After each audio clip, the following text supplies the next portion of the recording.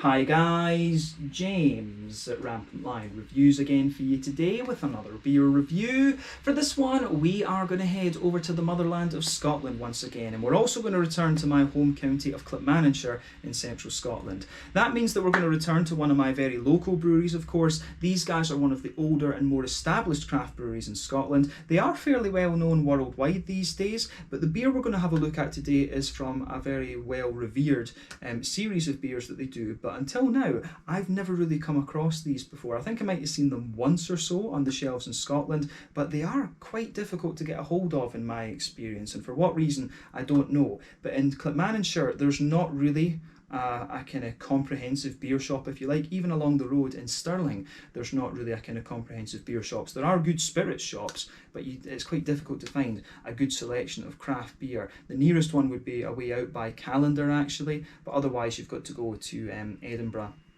or Glasgow to get things. So these beers are a little bit difficult to get a hold of, so this one was a very nice find for me in Systembolaget here in Sweden. So looking forward to it, and hopefully you guys enjoy my take on this beer as well. So yeah, for this review then, we are going to go to Alva in the Oakle foothills, and we're going to have a look at another beer from Harviestoun Brewery, and this must be my 10th or so review, maybe nearer 15 actually, come to think of it, that I've done from these guys. So this beer is my first from their Ola Dubh series, or Black Oil as it would be in English, and these beers, from what I understand, are basically kind of amped up versions of the Old Engine Oil, which is one of their most well-known beers. The original Old Engine Oil, of course, is a 6% porter, but these Ola Dubh beers can vary a little bit. These ones are Imperial Stouts. This particular Ola Dubh is the 12 Highland Park barrel-aged edition. So yeah, there's a few different versions of this. There's a 14, a 16 and an 18, and every so often you'll get, you know,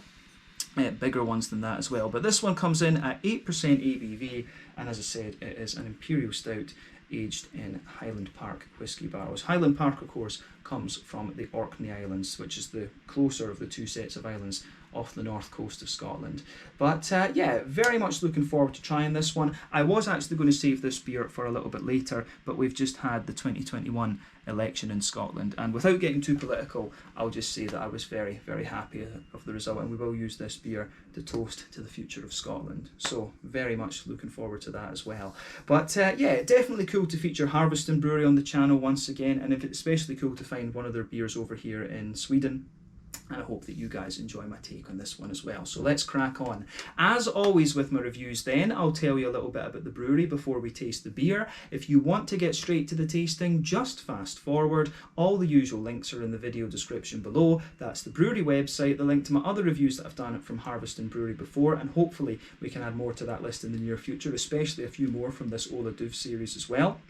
But there's all the usual social media down there. If you want to see more reviews, do please consider subscribing to the channel. The whole channel, of course, has a geography-based tagging system, so you can go into the homepage and search for beer based on country, city, state, county, province, prefecture, whatever it is that you guys are interested in. Do check out the playlists of beers from different countries. There is one there for all the Scottish beers that I've reviewed for you. That's added to whenever I get the opportunity, and quite regularly, of course, when I do make it back to the motherland. And as always, please do get in touch and let me know some of the other beers and breweries that you guys would like to see me review. It's always great to hear from you guys that are watching the videos, and the support that you show the channel is hugely, hugely appreciated. So anyway, to tell you a little bit about Harviestoun Brewery then, on to my brewery notes. So, as I kind of inferred earlier, Harviestoun are one of the oldest craft breweries in Scotland. This brewery was founded back in 1983 by Ken Brooker, who used to homebrew, and he would invite people over to taste his beer, and he would often get them to take notes as well so that he could improve his recipes. But a few years later, he decided that he wanted to brew for a living, and so he converted an old steading, basically an old kind of set of farmhouse buildings, in Dollar, and he converted this into a brewery in 1986. But over the following years, they gradually added more beers to their repertoire after Ken decided to invest quite heavily in the brewery in 1989, and he installed professional equipment for the first time that year. Prior to that, a lot of the equipment they were using was old dairy equipment that he'd kind of adapted to brew beer with. But in 1994, they introduced the famous Highland lager beer, which made a huge name for itself, and that's probably my favourite beer that these guys do. That one is a Czech-style Pilsen beer, and it's got a bit of American Cascade in it, and it's lovely. If you can get that beer on tap, I would highly recommend that. But the big break for this brewery came in 1996 when they won the Tesco Beer Challenge, resulting in the first bulk order of beer for the brewery. And soon after that, they launched their now flagship beer, Bitter and Twisted, and they began their exports over to the US as well. Bitter and Twisted, incidentally, along with the Old Engine Oil, those are probably the two beers that you are most likely to find from these guys. Bitter and Twisted is probably the most common domestic one, but Old Engine Oil and the Ola Dubhs are the beers that you're most likely to find in other parts of the world. The Bitter and Twisted is a sort of kind of hoppy golden ale, if you like. But since the turn of the millennium, this brewery has become even more decorated. They introduced the Old Engine Oil Porter, which, as I said, is a very popular export beer, and this has since been barrel aged to create the Ola Dubh series, this one here. But in 2003, they moved to their new facility in Alva, which is a few miles down the road from Dollar, and the brewery was then sold to the Caledonian Brewery from Edinburgh in 2006, which was then bought in turn by Heineken in 2008, who didn't want the Harviestoun part of the business. So Harviestoun was basically bought out of the Heineken group by a couple of the Caledonian brewery directors, namely Sandy Orr and Donald MacDonald. But over the past few years, they've continued to expand the capacity at the brewery and add new beers to the range. You will get a few new beers from this brewery, every couple of months.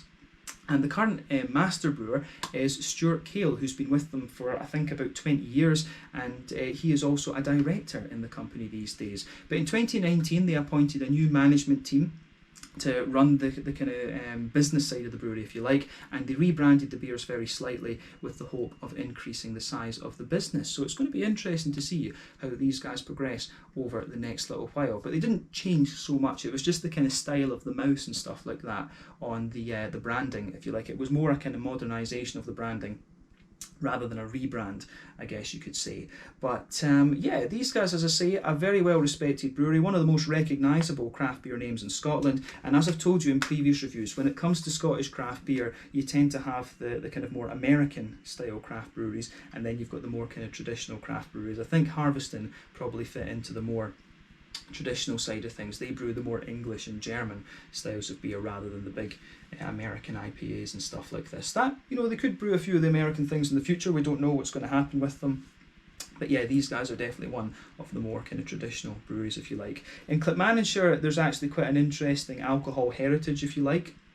And of course, we could joke and say that we've got that everywhere in Scotland, but in Clackmannanshire, there's a lot of whisky bonds down there. So there's a lot of whisky. It sits in Clackmannanshire and ages for a very long time. Alva, just down the road from Alva, used to be the brewing capital of Scotland, and you also have in Clackmannanshire Williams Brothers Brewing Company, who do some awesome session ales actually, and they're also one of the older craft breweries in Scotland, but they started their life through in Glasgow, of course, and then moved through to Edinburgh, I want to say in like 2003 or something like that. So yeah, there are two very good and very well established craft breweries in Clackmannanshire. I'm not sure if there are even more these days, come to think of it. But Harviestoun Brewery and Williams Brothers Brewery are two of the most established and well-known craft breweries in Scotland, actually. And the Ola Dubh and Old Engine Oil beers are probably the most well-known worldwide from the Harviestoun Brewery. But personally, I love the Highland lager beer. I always try and get one of those on tap when I go home.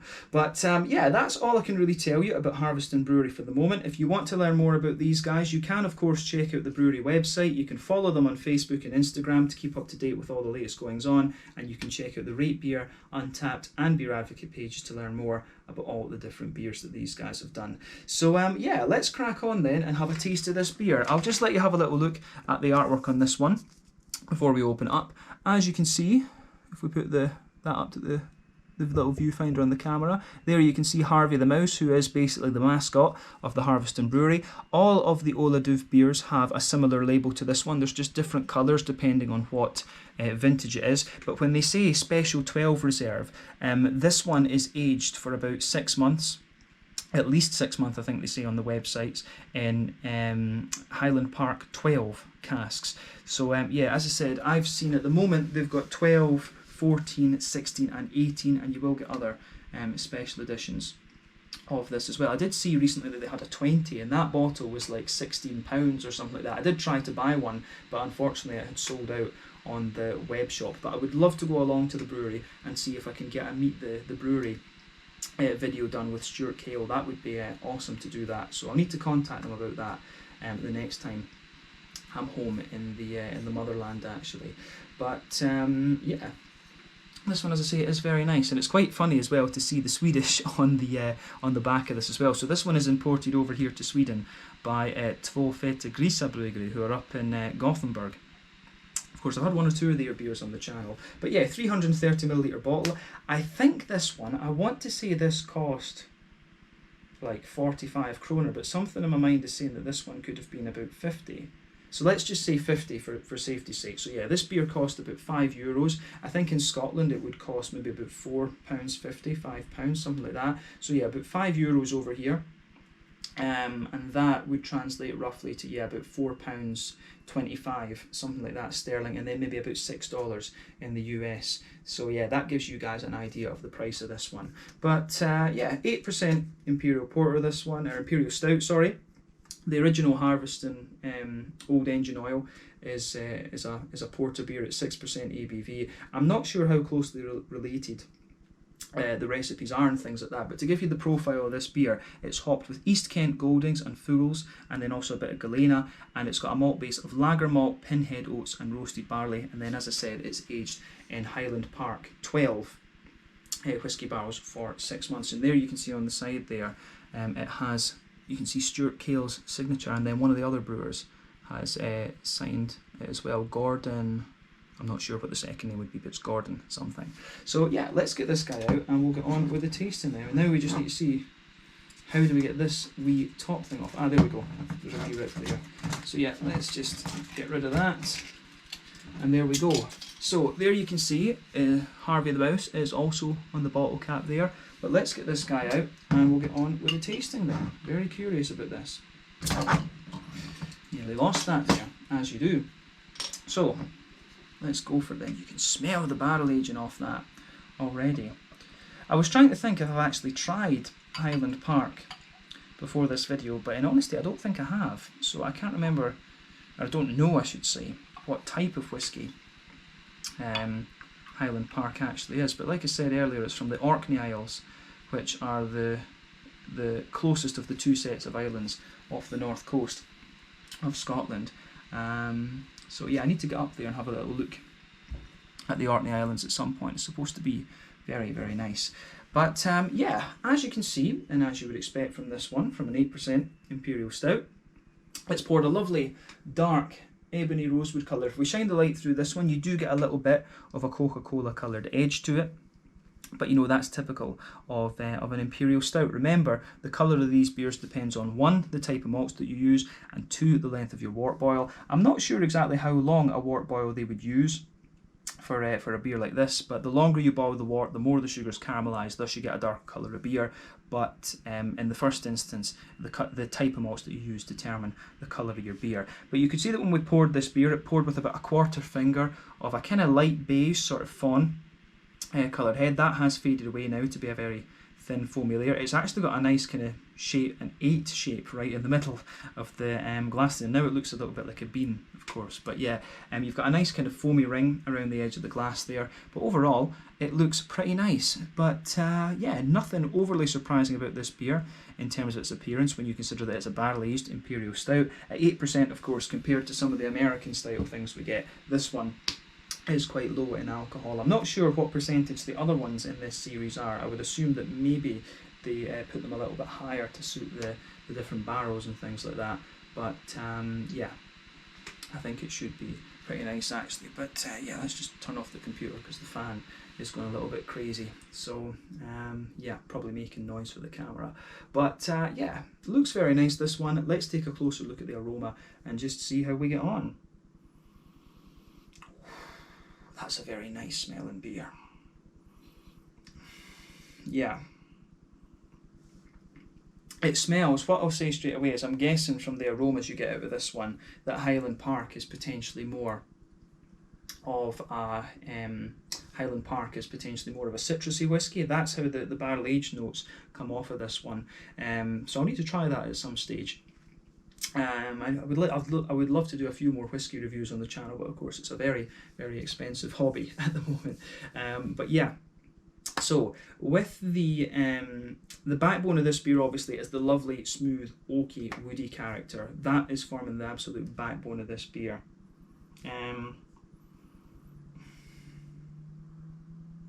So yeah, then you've got a lovely, as I say, smooth, oaky backbone in there. You do get a wee hint of vanilla out of this one, and with the sort of whiskey layer, remember, I've always described Scotch whiskey as being a little bit more sort of grainy.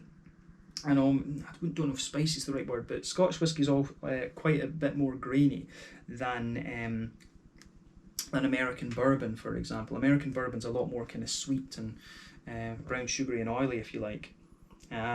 But yeah, you can really smell just a little touch of a woody spice out of this one. You can smell the kind of citrusy, grainy elements of the Highland Park in there as well. And yeah, as I say, the wood, the slight vanilla, and that sort of grainy but still citrusy whiskey note, they're forming at the backbone of this beer. But on top of that, you can smell the lovely kind of smooth, stouty elements out of this beer. So yeah, there is a wee bit of chocolate coming out of this one, definitely. For me, you can smell the chocolate in this one's quite interesting. It's not too heavy a dark chocolate, if you like. It's maybe about a 60-70% cocoa chocolate, something like that. I do get a wee hint of like a kind of smooth brown bready sort of note out of it, and that'll be the oats, I would think, that are giving you that that level of smoothness. And this is the thing, as I say, I have been told by people that these are basically barrel-aged versions of the old engine oil, but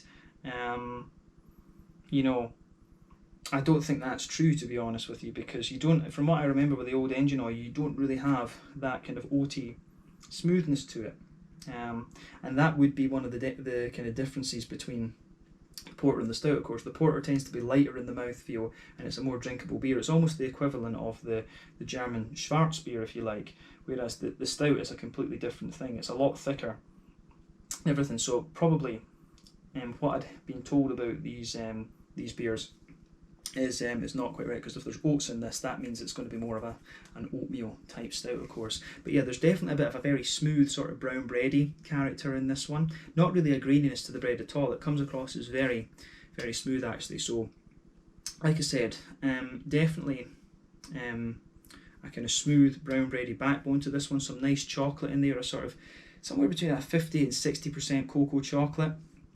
I want to say that there is a wee bit of a kind of brown sugary element in the middle of this one. You do get a wee bit of a sweet caramel to it, but there's part of me wants to say it's a little bit more almost like a kind of honeycomb. It's almost like a Tunnock's caramel wafer, if you like, that you get out of this. You do get a wee bit of that. It doesn't have the same kind of biscuitiness, in fairness, but the way that the brown sugar comes across does remind me of a Tunnock's caramel wafer. I'm not sure how good a reference that is for Swedes or other people that would be watching this, but that's a very good reference for Scots, of course. But yeah, as I say, lovely. On top of the whiskey layers, you've got a lovely smooth brown bready character. You've got some 60%-ish cocoa chocolate in there, and just a wee touch of a sweet caramel, and a bit of a kind of honeycomb, wafery, brown sugary note on this one too. But it's a lovely smelling beer, this. It does go together very, very nicely. But all of the hops in this one, I can't say for Galena. I want to say that Galena might be a Slovenian hop, and if it's a Slovenian hop, then it's going to have characters that are very similar to German noble hops. The Slovenian hops tend to be very, very smooth, in my experience, so they've got a lovely floral and grassy smoothness to them. The English hops in this one, the East Kent Goldings and the Fugels, Fugels has that sort of ashy kind of thing to it, that ashy earthiness, whereas East Kent Goldings is a bit more of a kind of herbal and a floral note, if you like. But they're all fairly low alpha acid actually, compared to the American, New Zealand, Australian hops, the modern ones, of course. But yeah, the green component that you get out of this beer, remember when it's aged for about 6 months as well, quite a bit of the hoppy character will have dropped out of the beer, but you can still get a green component out of this one. There's a wee bit of earthiness in there, but for me, what remains is actually very smooth, and maybe that could be to do with the age of the beer, but at the same time it does come across a little bit more like the Galena. Its qualities are kind of shining through a bit more, but there's a touch of earthiness in there. You do get a wee bit of the more English herbal quality, but the floral aromatic component for me is a bit more noble and Slovenian leaning. Of course, when we talk about noble hops, we're talking about, yeah, like Slovenian Styrian Goldings, Galena, things like this. The Czech Sats Jatets hop, and then the German Hallertausen Tettnangers, and you know, the Polish have got the Lubelskis and things like this as well. So yeah, you do get a lovely smooth floral note out of this one. The grassiness has a wee bit of zest to it as well, but remember, the longer that you keep these beers, the more that hoppy character is going to drop out of it. But yeah, on the green component, it smells very nice and very smooth. On the fruity side of things, it is kind of what you would expect. There's a wee bit of a raisiny note to it, a wee bit of a plum underneath as well, but those are not madly prominent. There's a good bit of a little figgy character to it, and it's also got a little bit of you know, a black curranty note, and maybe just a wee bit of a sharper blackberry to it as well. But the aroma of this beer is very, very nice.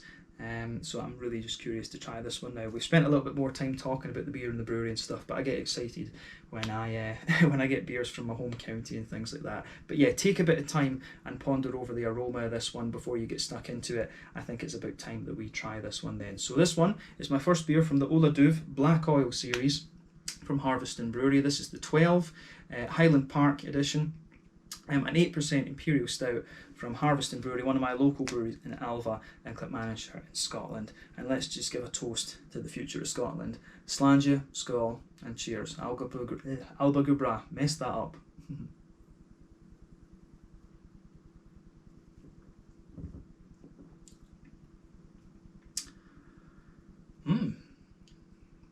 That is a very nice beer, I'm going to say.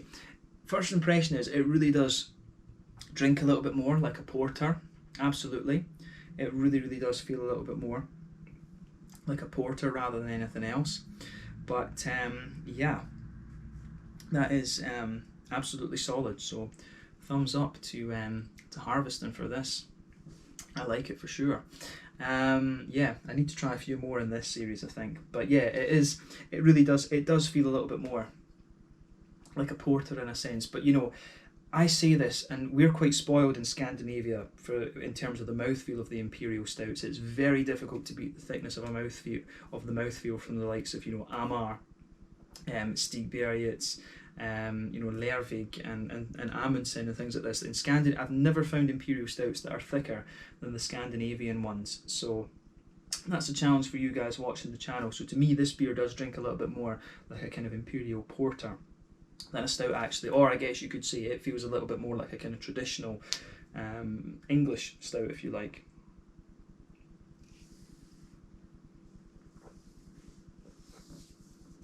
But yeah, this is a very, very nice beer. So thumbs up to Harviestoun for this. Yeah, I will say that the flavour of this one really translates. The aroma of this one really translates into the flavour, I should say.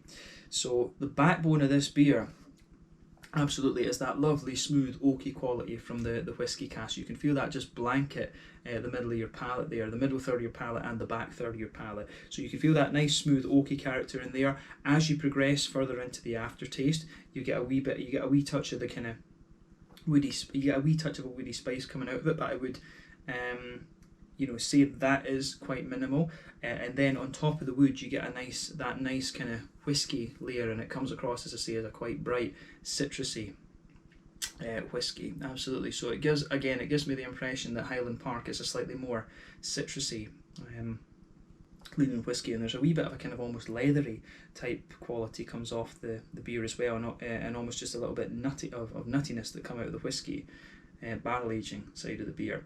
But yeah, if you go to the front corners of your palate and move diagonally back, you will pick up a few sort of vanilla elements coming off the coming off the backbone of the beer as well. But yeah, it is exactly as you would expect from the aroma, and it suits the beer. It really does suit it very nicely. So yeah, gets a thumbs up from me in that regard. On top of the whiskey layer, of course, though, you're getting the actual stout side of the beer. So let's look at that.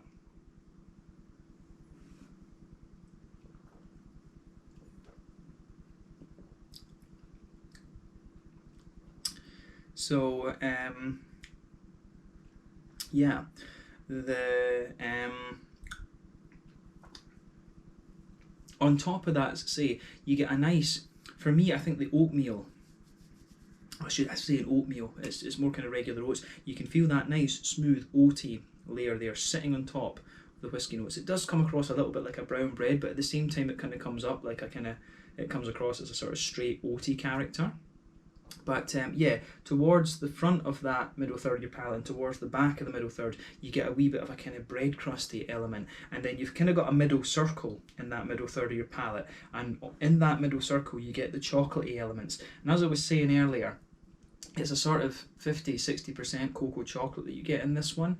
In the very dead centre of your palate, you've got a wee touch of a sweet caramel there, and as you move, that sits on top of the chocolatey layer and on top of the kind of oaty notes, and then the backbone, as I say, this is a very layered beer, so it's woody backbone, kind of whiskey notes, the oaty note, the chocolate, and then the slightly caramelly note. But as I say, as you move further out from the centre of your palate there, it does give you a little bit more of that kind of honeycombish, that sort of honeycomb brown sugary element to it. So yeah, the middle of your palate in this one is very, very nice actually, and it is definitely more of a kind of traditional stout, this beer, rather than an American kind of modern craft beer stout, this. So yeah, just be prepared for that. These beers are definitely a bit more on the traditional side of things, but it's nice to have a change of pace, of course, and do something like this.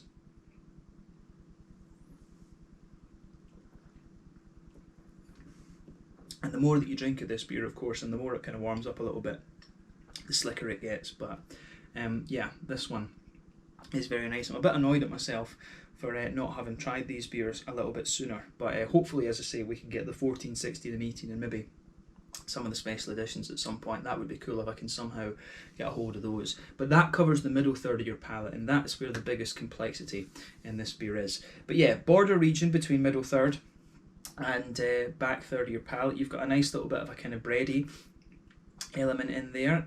You can feel that the breadiness just kind of builds up a wee bit, and you can feel a bit of a toasty, grainy element again. But the back third of your palate, you get a wee bit, you can feel the smoothness of the wood there, you get a wee touch of spiciness off the wood again, and you can feel the smoothness of the oats. And sitting on top of this, you get a few of the kind of more yeasty, airy components of the beer. So when you start at the back of the palate, the flavour is like this, it's a little bit taller, but as you move further forward, it just condenses down. As you reach that border region, it condenses down quite a lot. Then the middle third of your palate is a little bit kind of squashed together, if you like. The flavours come across, it's quite condensed, but yeah, it really works and it is very nice. On the hoppy side of things then, back corners of the palate, you do get a little hint of that kind of ashy earthiness thing that you would expect from the Fugels. But as you move further forward, it does develop a little bit more of a kind of softer herbal quality. That'll be the East Kent Goldings, I think. And as you move further forwards along the sides of the palate, you get a progressively more floral thing out of it, and that'll be the Slovenian Galena in there. And then round the front curve of the palate, you've got a nice little grassy component. This is one of the areas where I would say the beer is different, because the grassy notes come across as very smooth rather than being quite citrusy and zesty, as they did in the Aroma. They weren't madly citrusy or anything like that, but it does come across just as a little bit smoother, if you like, in the Aroma. But yeah, on that front third of your palate then, as I always say, that's where you get the nice juicy fruity esters out of the beer. But border region between front third and middle third, again, you get a wee bit of a doughy bready build up there. Once again, you get a wee bit of a more kind of grainy bread crust, and then the base of that front third of your palate, again, it's a bit kind of brown bready, but there's a wee bit more of the oaty kind of smoothness that forms the backbone of the beer. But then on top of that, you've got that nice oily bubble where those juicy fruity esters roll their way out of the beer. But let's examine that fruity side of things then.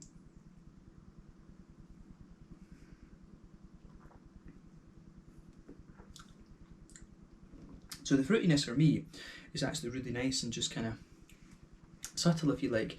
At the very back of that front third of your palate, you do have just like a wee touch of a raisiny sharpness sits on top of it. You've got a very soft, kind of plummy element to the beer as well. And you do get a few elements of cakiness in that kind of border region between front and middle third of your palate. But as you move further forward, this beer for me, it really does become very sort of soft and figgy.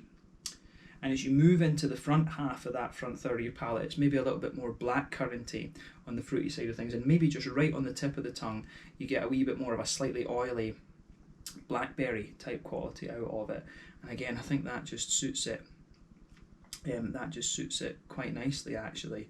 So yeah, the fruits in this one are very kind of soft, actually. I think that's definitely a fair statement to make about this one. But again, that sort of suits the idea of it being a more traditional beer, this one. It really does drink like a kind of traditional cask English stout, actually. So yeah, this one I do like, actually. It's quite different compared to what I've been doing in recent times. Of course, you don't find too many beers like this one over here in Scandinavia, even from the more traditional sort of English type breweries like Nynäshamns and Örebro Bryghus, or not Örebro Bryghus, Närke Kulturbryggeri. You don't find these kind of beers over here all that often, even from Nynäshamns own brewery and Närke Kulturbryggeri. They haven't really done anything like this. But yeah, this is an interesting one for sure, and I'm glad I finally popped the cherry with the Ola Dubh series as well. But I think we have established that the recipe, I think, is quite different to the original Old Engine Oil. So glad that we've kind of got rid of that perception that I had too. But let's round off the review with the mouthfeel then. As I said to you, this beer really drinks like a sort of traditional English cask stout.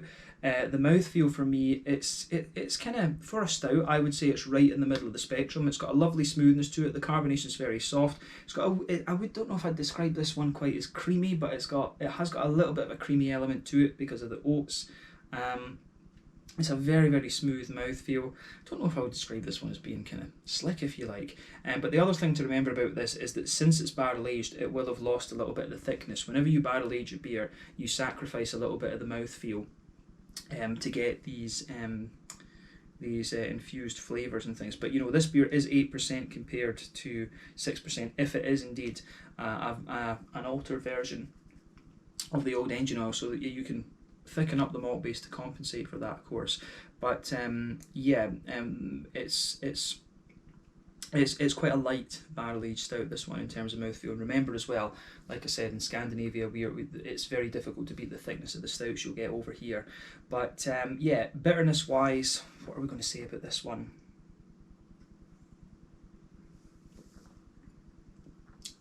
This beer's really not that bitter at all, to be honest with you. I'd be surprised if this is even over 20 IBUs, to be honest with you. Yeah, this beer is really just more of a kind of smooth, and it gradually gets sort of sweeter, if you like. It's got a nice kind of smooth and sweet character to it. It's almost it's just really nice in that sense. But yeah, lovely smooth backbone to it. You develop a little bit more of a kind of smooth, sweet quality off it as you go further into the aftertaste. Then there's just a soft, juicy, fruity element to this one as well. So I really like how all of this beer kind of pieces together. It's beautifully done, and I'm glad that I finally got one of these reviewed for you here on the channel. It's awesome. So hopefully we can do the 14, 16, 18 and some of the other special edition ones, as I said earlier. But yeah, let's leave it at that for this one. I think I'll need to do a review of Highland Park at some stage as well. But yeah, this one was the Ola Dubh 12 Highland Park edition, an Imperial stout coming in at 8% ABV. Definitely more of a kind of traditional English stout, this one, rather than anything else. Lovely beer, this, and I hope that you guys enjoyed my take on this beer as well. So let's leave it there. Once again, thank you for watching my beer reviews. Until the next time, please like, subscribe, share, all the usual YouTube stuff. Let me know your own thoughts on this beer in the comment section below. Let me know what your favourite one of the Ola Dubh series is. And let me know what your favourite beers from Harviestoun Brewery are as well. As I said, this review is dedicated to the future of Scotland, and I think we've got a very bright future ahead of us over the next little while. A bit of wrangling to go, but I think we're on the right track now. So this is a pretty awesome beer to kind of celebrate that with. But until the next time, slàinte, skål, cheers, and see you guys in the next review.